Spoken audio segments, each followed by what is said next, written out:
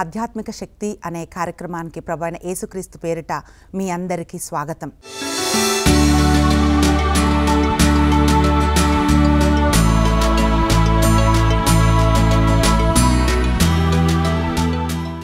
ప్రియులారా, నూతన సంవత్సర శుభాకాంక్షలు మీ అందరికీ. ఈరోజు జాతి భవిష్యత్తును కాపాడిన ఇద్దరు స్త్రీల జీవితం గురించి మనం ధ్యానించబోతున్నాం.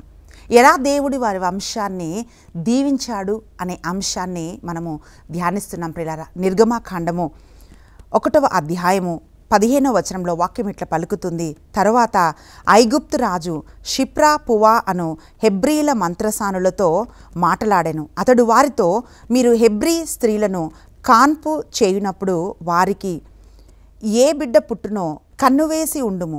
మగపిల్లవాడైనచో వెంటనే చంపుడు, ఆడపిల్ల అయినచో ప్రాణములతో వదులుడు అని చెప్పెను. పిల్లరా, ఇక్కడ ఒక రాజు ఫరో ఇద్దరు స్త్రీలకి ఒక ఆజ్ఞ ఇచ్చాడు. ఆ ఆజ్ఞ ఏమిటి అంటే, హెబ్రీ స్త్రీలు గర్భం ధరించినప్పుడు ఆడపిల్ల అయితే మీరు బ్రతకనీయండి, మగపిల్లవాడైతే మీరు వాళ్ళని చంపివేయండి అని చెప్పి రాజు ఒక ఆజ్ఞ ఇచ్చాడండి.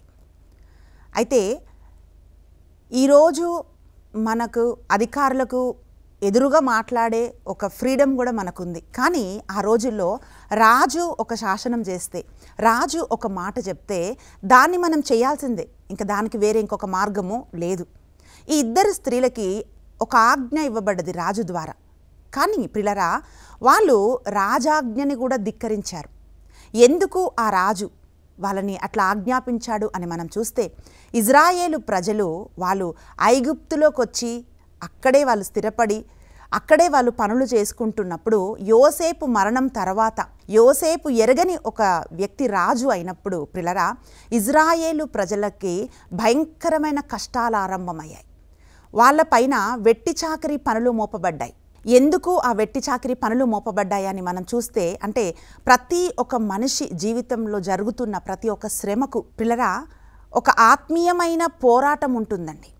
అంటే మన కంటికి కనిపిస్తుందే కాదండి, కంటికి కనిపించింది కూడా మన జీవితంలో అనేకమైన శ్రమలు తీసుకొని వస్తుంది. అందుకే వాక్యం పలుకుతా ఉంది, మనం పోరాడుతున్నది శరీరధారులతో కాదు కానీ యుగ సంబంధమైన అంధకార దురాత్మ శక్తుల సమూహములతో మనం పోరాడుతున్నాము అని వాక్యం పలుకుతుందండి. ఫరో ఇట్లా ఆజ్ఞ ఇవ్వడానికి గల కారణం ఏమిటి అని మనం చూస్తే ప్రియులారా, అక్కడ ఒక ఆత్మీయమైన పోరాటం జరుగుతుంది. ఆ పోరాటం ఏమిటి అంటే, దేవుని ప్రణాళికకు విరోధంగా సాతాను దేవుని ప్రణాళిక నెరవేరకుండా ఈ ఒక శాసనాన్ని ఫరో రాజు ద్వారా అమలుపరిచాడు. అంటే వేరే ఒక డైమెన్షన్లో మనం చూస్తే ఒక కాస్మిక్, ఒక ఆధ్యాత్మికమైన పోరాటం అన్నమాట.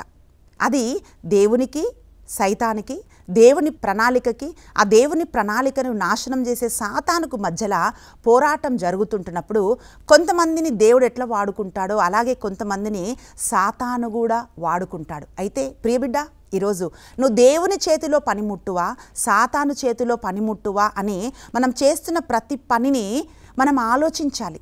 నన్ను ఎవరు వాడుకుంటున్నారు, సాతానా లేకపోతే దేవుడి చేతిలో నేను ఒక పనిముట్టులాగా వాడబడుతున్నానా అని మనం ఆలోచన చేయాలి. ఇక్కడ ఫరో సాతానికి సాదృశ్యంగా ఉన్నాడండి.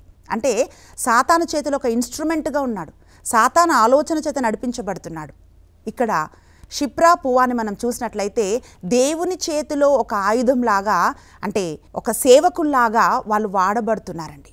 ఎందుకు ఇది జరుగుతుంది అని మనం చూసినట్లయితే ప్రియులారా, ఇజ్రాయేలు ప్రజలు ప్రబలిపోతున్నప్పుడు ఈ ఫరో రాజు ఏమంటున్నాడంటే, ఒకవేళ వీళ్ళ సంతానం ప్రబలిపోయినప్పుడు, శత్రువులు మనతో యుద్ధం చేయడానికి వచ్చినప్పుడు, వీళ్ళు శత్రువులతో కలిసి వీళ్ళు మనకు విరోధంగా యుద్ధం చేస్తే మనం ఓడిపోతాము కనుక వీళ్ళు ఎదగకూడదు. ఈరోజు మనం ఎదుగుతుంటున్నప్పుడు మనకు విరోధులు పెరుగుతారండి. ఎందుకంటే మన అభివృద్ధిని కానీ, మనకు వస్తున్న ఖ్యాతిని కానీ, మనకు వస్తున్న అంటే మనం ఏ ఆశీర్వాదాలు అయితే పొందుకుంటున్నామో అది చూడలేకపోతారు. కొన్నిసార్లు ఆటోల మీద కూడా మనం చూస్తుంటాం, ఏడవకురా నన్ను చూసి అని ఇలా కొన్ని టైటిల్స్ రాస్తుంటారు. ఇంకా చాలామంది కుటుంబ జీవితంలో మనకు అనుభవం అండి, మనం ఎదుగుతుంటున్నప్పుడు, మన పిల్లలు ఎదుగుతుంటున్నప్పుడు మనకు అకారణంగా శత్రువులు అవుతూ ఉంటారు. ప్రియులరా, ఈరోజు జ్ఞాపకం పెట్టుకోవాల్సింది ఏమిటి అనంటే, నీ జీవితంలో ఒక దర్శనం ఉంటే, నీ జీవితంలో ఒక పిలుపు ఉంటే, దేవుడు నిన్ను అభివృద్ధి చేయాలని దేవుడు అనుకునుంటే, దాన్ని నాశనం చేయటానికి సాతాను ఎప్పుడూ పనిచేస్తూనే ఉంటాడు అని మీరు జ్ఞాపకం పెట్టుకోవాలి. ఇక్కడ వీళ్ళు బానిసలుగా ఉన్నప్పటికీ కూడా వీళ్ళ సంతానం అభివృద్ధి చెందుతుంది. కాబట్టి ఈ అభివృద్ధిని ఫరో ఓర్చుకోలేకపోతున్నాడు, అంటే సాతాను ఓర్చుకోలేకపోతున్నాడు. కనుక వాళ్ళని నాశనం చేయాలని వాళ్ళపైన వెట్టి చాకరీ పనులను అధికంగా, అంటే చాలా భారం వాళ్ళ మీద మోపేశారు. వాక్యం ఏం పలుకుతుందంటే ప్రియులారా, అలా ఎంత మోపినా కూడా, ఎంత వాళ్ళని అణిచివేసినా కూడా వాళ్ళు విస్తరించారంట. ఇది దేవుని ఆశీర్వాదం. ప్రియులారా, అలా అణచివేయడానికి గల మొట్టమొదటి కారణం ఏమిటి అంటే, ఒక స్టడీ చెప్తుందండి. ఈ రోజుల్లో చాలామందికి అంటే సంతానం కలగడానికి చాలా ప్రాబ్లమ్స్, అంటే రకరకాల ప్రాబ్లమ్స్ మనం వింటున్నాం. అది అబ్బాయిలకి అమ్మాయిలకి ఇవన్నీ ఎందుకు ఇలా జరుగుతున్నాయంటే, మనం చేసే పనులు, మన లైఫ్ స్టైల్, అలాగే మనం తింటున్న తిండి, ఇవన్నీ కూడా మనుషులకి అంటే సంతానం కలగకుండా చేస్తున్నాయని ఒక ఆర్టికల్ నేను ఒక స్టడీలో నేను చదివానండి. ఇక్కడ ఫరో ఎందుకు ఈ వెట్టి చాకరీ పనులు వాళ్ళ మీద మోపుతున్నాడంటే, వాళ్ళు పనులు చేసి చేసి చేసి వాళ్ళకు సంతానాభివృద్ధి కలగకుండా ఉండడానికి అలాంటి ఒక ఒత్తిడి వాళ్ళ మీద కలగజేశాడు. అంటే అలా పనులు చేసినప్పుడు చూడండి, చాలా ఎక్కువ కాయ కష్టం చేసినప్పుడు, భయంకరమైన పనులు చేసినప్పుడు వాళ్ళ బాడీని వాళ్ళు మెయింటైన్ చేసుకోవడానికి సరిగా తిండి లేక, నిద్ర లేక వయసు కంటే ఎక్కువగా కనిపిస్తుంటారు.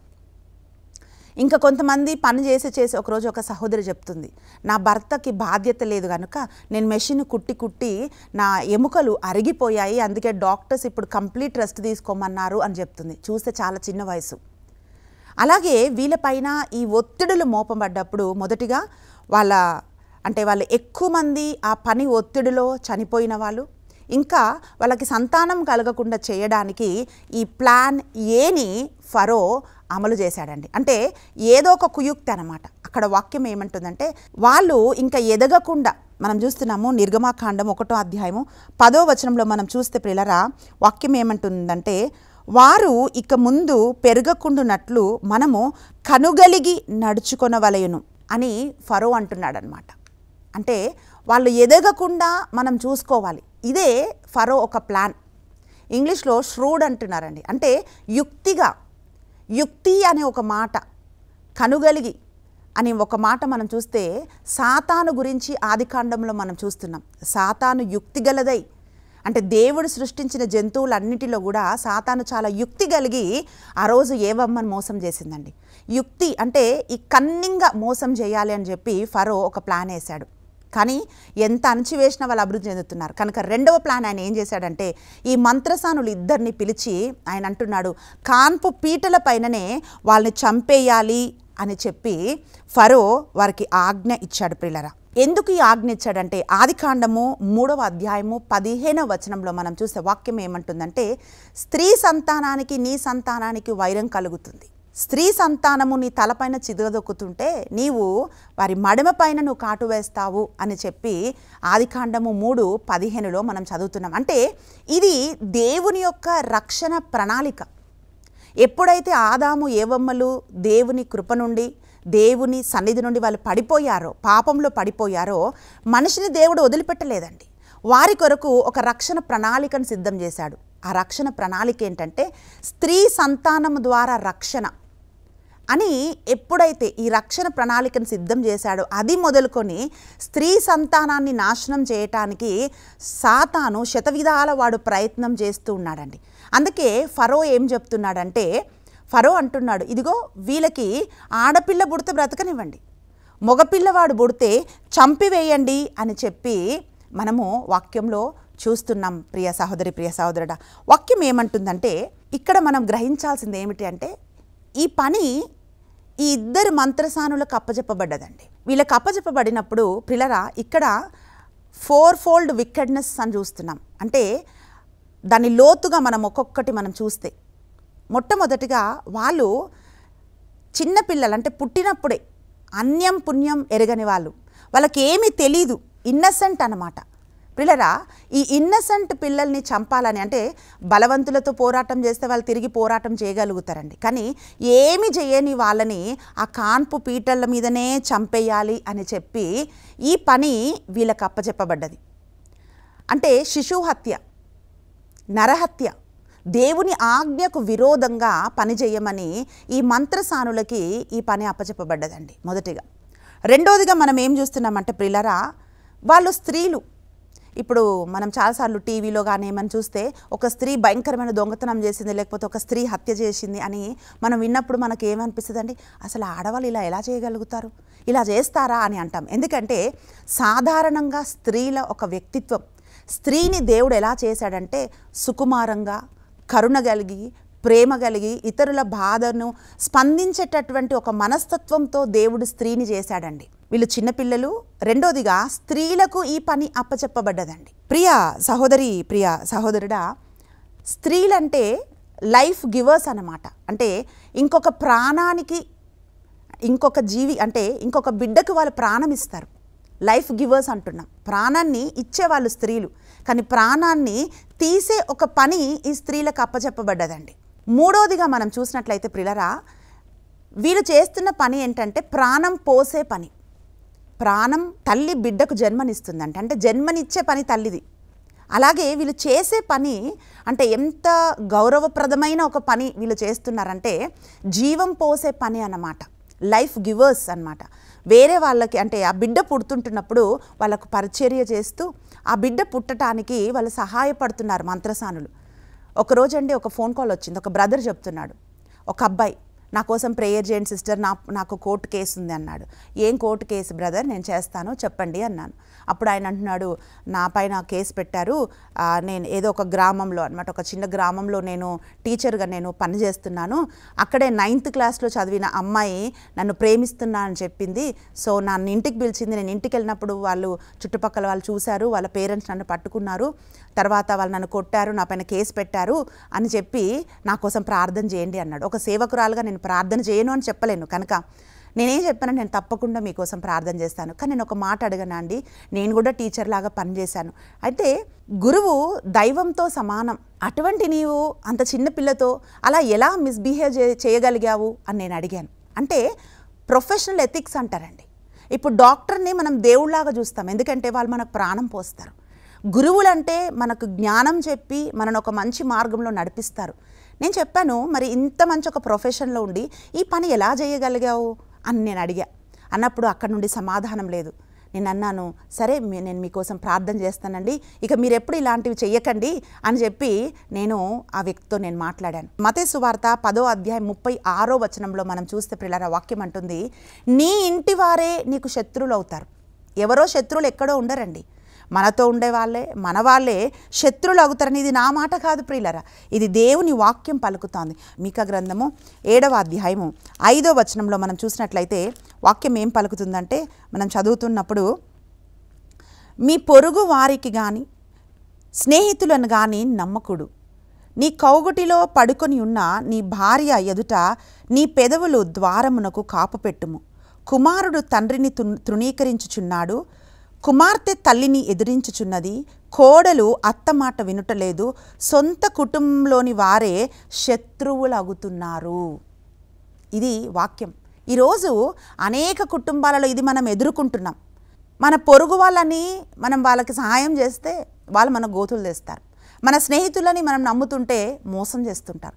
ఈరోజు తల్లికి కూతురు విరోధి, అలాగే కూతురు తల్లికి విరోధి, తండ్రి కొడుకులు విరోధులుగా, భార్యాభర్తలు విరోధుగా, సొంత వాళ్ళే, నా రక్తమే అని అనుకుంటున్నప్పుడు ప్రియులారా, వాళ్ళే మనకు శత్రువులుగా నిలబడుతున్న ఒక దుర్దినాలలో మనం ఉన్నాం. ఇదే బైబిల్ చెప్తుంది. అందుకే మీరెవరిని నమ్మకుడి అని మీకా ప్రవక్త తెలియజేస్తున్నాడు ప్రియులారా. ఇక్కడ నమ్మి వీళ్ళు ప్రాణం పోస్తారు అని చెప్పి వాళ్ళు పిలుస్తుంటున్నప్పుడు ఎవరైతే నమ్ముతారో నమ్మిన వాళ్ళకే ప్రాణం తీసే ఒక పనిని ఈ రాజు అప్పజెప్పాడండి. నిర్గమకాండము 1వ అధ్యాయము 17వ వచనంలో, కానీ మంత్రసానులకు దైవభీతి కలదు, వారు రాజాజ్ఞను మీరి పుట్టిన మగపిల్లలను చంపరైరి, అందుచేత ఐగుప్తురాజు మంత్రసాలను పిలిపించి, మీరు ఈ పని చెయ్యనేలా, మగపిల్లలను ఎలా ప్రాణాలతో వదిలితిరి అని అడిగాను. పిల్లరా, వాక్యం చూస్తున్నాము. 20వ వచనం, దేవుడు ఆ మంత్రసానుల పట్ల కనికరము చూపెను. ఇజ్రాయేలులు అంతకంతకు పెరిగి మిక్కిలి ప్రబలిరి.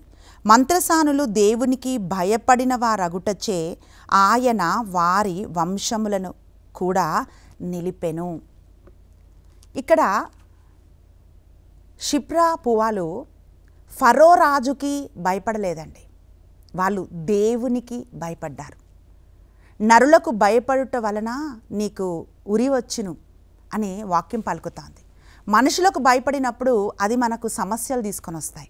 కానీ దేవునికి మనం భయపడినప్పుడు ఆ దైవ భీతి మన జీవితంలోకి ఆశీర్వాదాన్ని తీసుకొని వస్తుంది. ప్రియులారా, ఈ రాజు ఫెయిర్గా లేడండి, అంటే ఎలాగైనా యుక్తితో చంపాలనుకున్నాడు. షిప్రా అంటే అర్థం ఏంటో తెలుసా? బ్యూటిఫుల్, ఫెయిర్ అనే అర్థం. మనం అంటుంటాం, మీరు నాతో ఫెయిర్గా ఉండాలి అంటే నిజాయితీగా ఉండాలి, ట్రాన్స్పరెంట్గా ఉండాలి అని అంటుంటాం. షిప్రా అంటే అర్థము సౌందర్యమైనది, ఫెయిర్, బ్యూటిఫుల్. ఇక్కడ ఈ రాజు, ఫరో రాజు ఎట్లున్నాడంటే యుక్తితో కనుగలిగి, అంటే ఎలాగైనా కన్నింగ్గా వీళ్ళ బిడ్డలని చంపేయాలన్నాడు అనుకున్నాడండి. కానీ ఈమె సౌందర్యం కలిగిన స్త్రీ, ఫెయిర్గా ఉంటూ దేవునికి భయపడి హెబ్రీ సంతానాన్ని బ్రతకనిచ్చింది. ప్రియులారా, పువ్వా అంటే అర్థం ఏమిటి అంటే ఫేవర్డ్ వన్.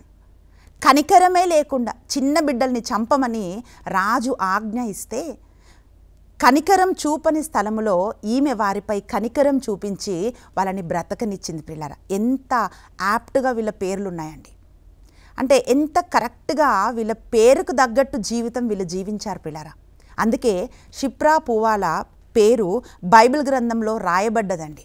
ఎంతోమంది పేర్లు బైబిల్ గ్రంథంలో లేవు, కానీ వీరిద్దరి పేర్లు బైబిల్ గ్రంథంలో రాయబడ్డాయి. పిల్లలు అంటే ఆ ఇజ్రాయేలు జాతి వారి భవిష్యత్తు వారి చేతిలోకి వచ్చినప్పుడు వారి భవిష్యత్తును కాపాడారు, అంటే ఆ జాతి భవిష్యత్తును కాపాడారు. పిల్లలే కదండి భవిష్యత్తు. అయితే ఆ ఫ్యూచర్ని ఈ ఇద్దరు స్త్రీలు కాపాడారు. పిల్లరా, అందుకే వాక్యం ఏమంటుందంటే దుష్టుల పేర్లు కొట్టివేయబడును, కానీ నీతిమంతుల పేర్లు జ్ఞాపకం చేసుకోబడును. అవి జ్ఞాపకం చేసుకున్నప్పుడు ఆ నీతిమంతుల్ని దీవిస్తారని సామెతల గ్రంథము 10వ అధ్యాయము 7వ వచనంలో మనం చూస్తున్నాం. ప్రియులారా, దైవభీతి వాక్యం ఏమంటుందంటే దేవుడు వాళ్ళని కనికరించి వారికి సంతానాభివృద్ధిని కలుగజేశాడంట, వారి సంతానాన్ని దీవించాడంట. ఎందుకంటే వీరు వేరే వాళ్ళ సంతానాన్ని కాపాడారు కనుక వీళ్ళ సంతానాన్ని దేవుడు దీవించాడు. ప్రియులారా, వాక్యం ఏమంటుందంటే దైవ భీతి వలన వస్తున్న ఆశీర్వాదాలు ఏంటి అని మనం చూస్తే ప్రియులారా, అక్కడ వాక్యం స్పష్టం చేస్తూ ఉంది. సామెతల గ్రంథము 10వ అధ్యాయము 27వ వచనం మనం చూస్తే వాక్యం అంటుంది, దేవుని పట్ల భయభక్తులు చూపువాడు దీర్ఘాయుష్మంతుడు అగును. ఎందుకు వాళ్ళు భయపడలేదు తెలుసా అండి రాజుకి? ఒకవేళ రాజాజ్ఞ ధిక్కరిస్తే వాళ్ళని చంపేస్తారు, కానీ రాజు మమ్మల్ని చంపలేడు, ఎందుకంటే మేము దేవుడికి భయపడుతున్నాం, ఈ ఆయుష్ ఇచ్చింది దేవుడే, దేవుడే మా ప్రాణాలు కాపాడతారని ఈ వాక్యాన్ని వాళ్ళు నమ్మారండి.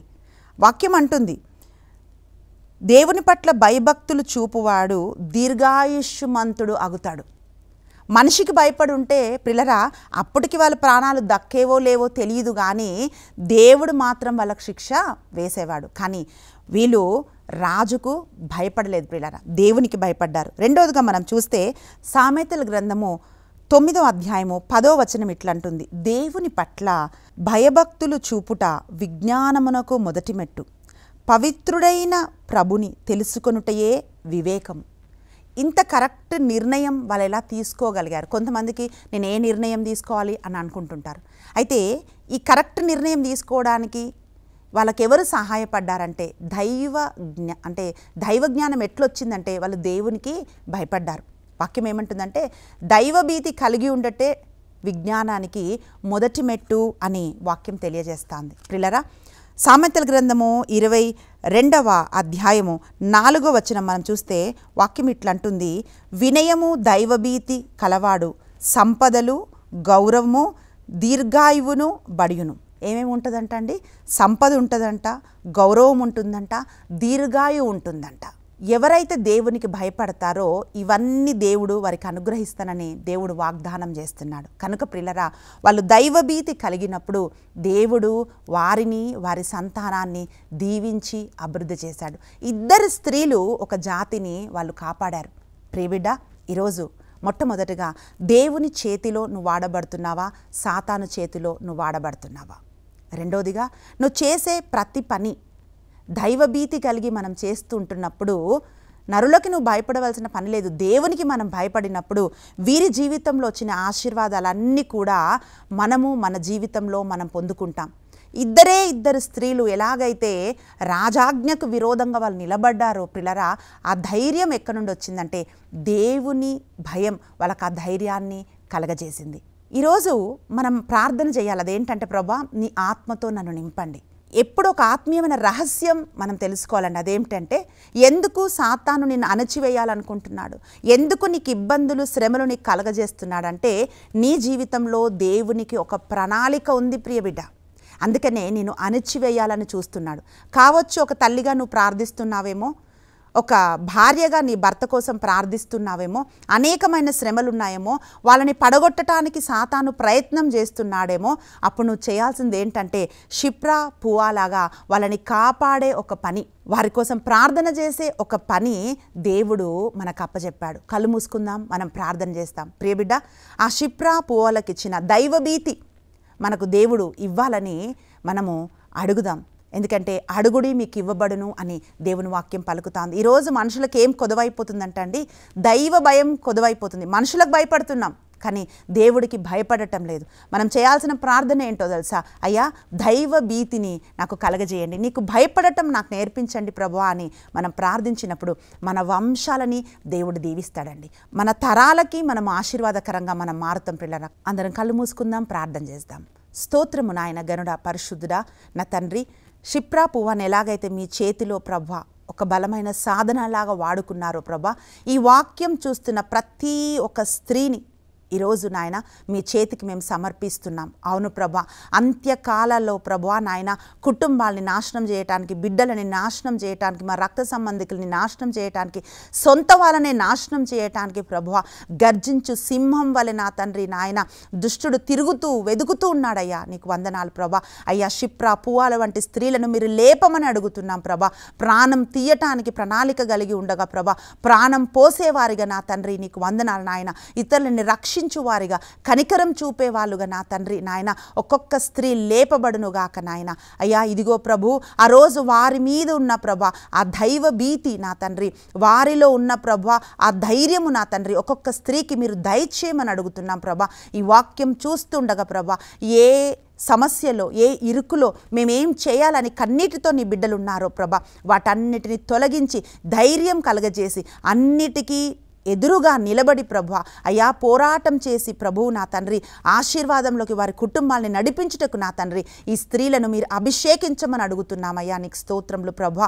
అయ్యా, నీ దూతల కాపుదల నా తండ్రి వీరి కుటుంబాలకు ఉండునుగాక అని షిప్రా పువ్వాని వాడుకున్నట్లుగా ఒక్కొక్క స్త్రీని బలముగా మీరు వాడుకోమని యేసుక్రీస్తు అతి బలమైన నామమున ప్రార్థించి అడిగి వేడుకుంటున్నాం తండ్రి.